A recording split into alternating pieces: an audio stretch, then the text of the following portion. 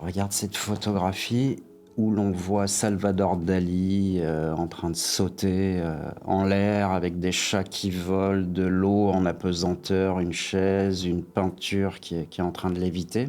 La photo date de 1948. Elle a été réalisée par un photographe américain d'origine russe qui s'appelle Philippe Halsman. Philippe Halsman, qui est devenu un photographe internationalement connu, a rencontré Dali au début des années 40, pendant la Deuxième Guerre mondiale, à New York, dans une galerie où Dali exposait, chez Julian Levy, je crois. Ils se rencontrent là-bas, ils tombent en amitié, et tous les deux sont fascinés, non pas par la Deuxième Guerre mondiale, mais par l'ère atomique. Dali en a fait beaucoup de peintures, des atomes, tu sais, on voit souvent sur les peintures de gala des représentations d'atomes. Ils sont intéressés par la gravitation, ils sont intéressés par la lévitation et ils sont intéressés par l'atome. On voit à droite de la photo une toile que Dali est en train de peindre qui s'appelle l'Eda Atomica, qui représente Gala en lévitation au-dessus de la bête Cadaqués.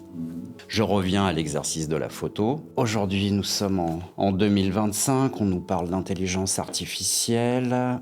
On a connu au XXe siècle beaucoup de photomontages. On aurait pu croire que cette photo est un photomontage, mais cette photo n'a rien d'un photomontage. C'est pas un photomontage. Ce n'est pas un photomontage.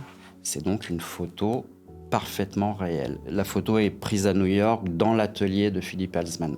6 heures de travail, 25 prises de vue. La chaise que tu devines à gauche est tenue à bout de bras par la femme de Halsman. Ouais.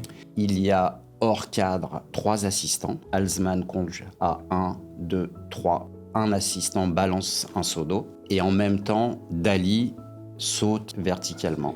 25 clics, 25 échecs, 6 heures de travail et la 26e prise est la bonne. Donc 0 trucage, 0 montage, 0 intelligence artificielle. Et cette photo, je crois qu'elle a été classée parmi les 100 meilleures photos du XXe siècle. Et personnellement, je comprends volontiers pourquoi. Et donc ça, c'est un tirage vintage. C'est un tirage très légèrement postérieur, fin des années 40, début des années 50, qui reproduit ce cliché qui est devenu mythique et qui s'appelle, donc je te le disais, Dali Atomicus.